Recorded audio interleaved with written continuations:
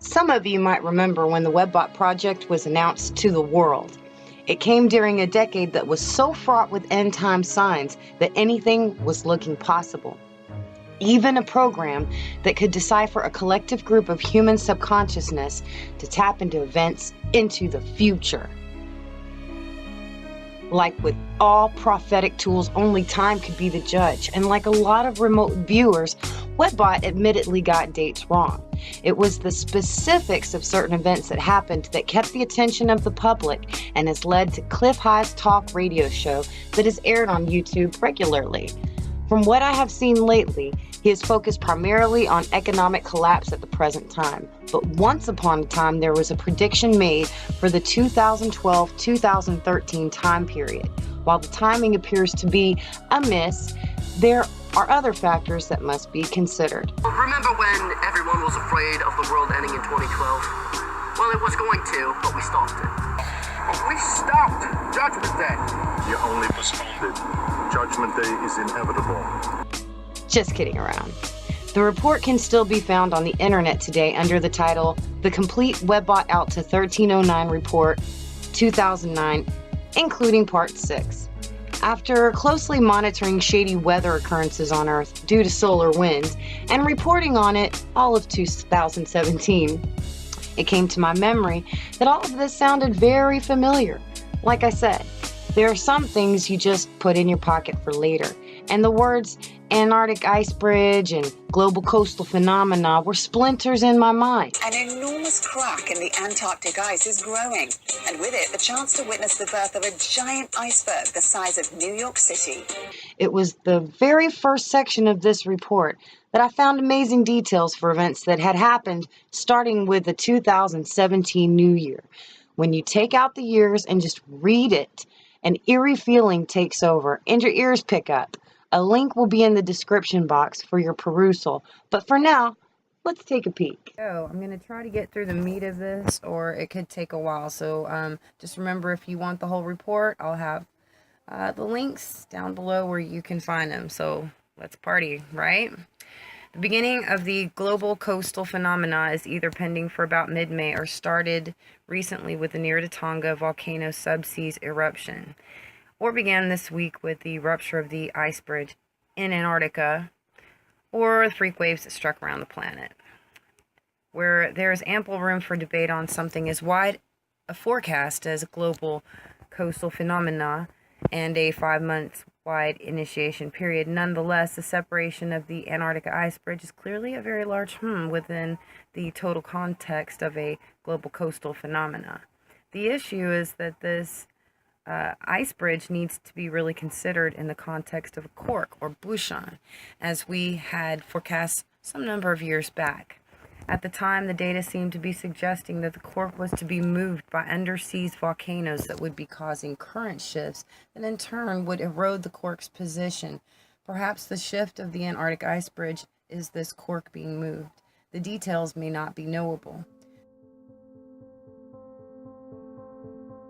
Within a day of the shift or cracking of the ice bridge, various sources within Antarctica report that the governmental presence there started to crack down on all outgoing information streams.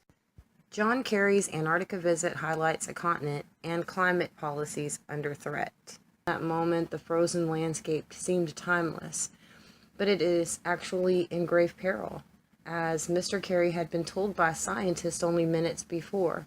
The ice across large parts of West Antarctica may be starting to disintegrate because of global warming, and if it goes, the world's coastal cities face destruction too. The forecast for the global coastal phenomena from the immediacy value set suggests yet another round of grounding of vessels occurring, though in this instance the data sets are suggesting clear Antarctic associations, and further that the grounding will be a result as a temporal or time marker for the next phase of the global coastal phenomena.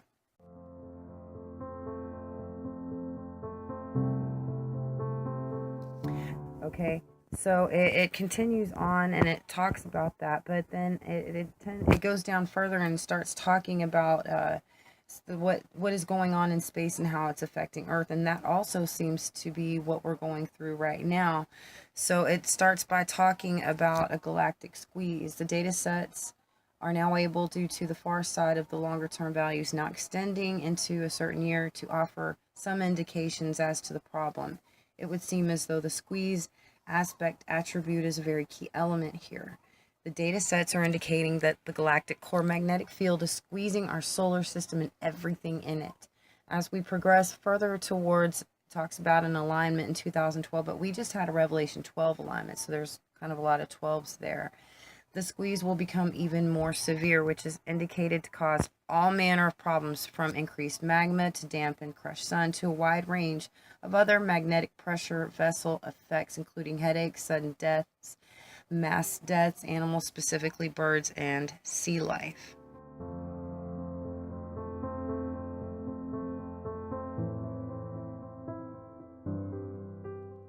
This last is indicated to include humans, but unlike the dead flocks, the humans will be dying in disparate areas, so it will take a while to reconcile the death rate increase to the same cause as the devastation of bird life.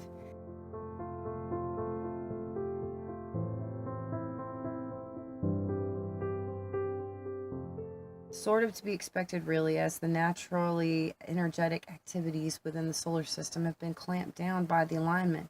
They will necessarily be more vigorous as the magnetic clamps are released.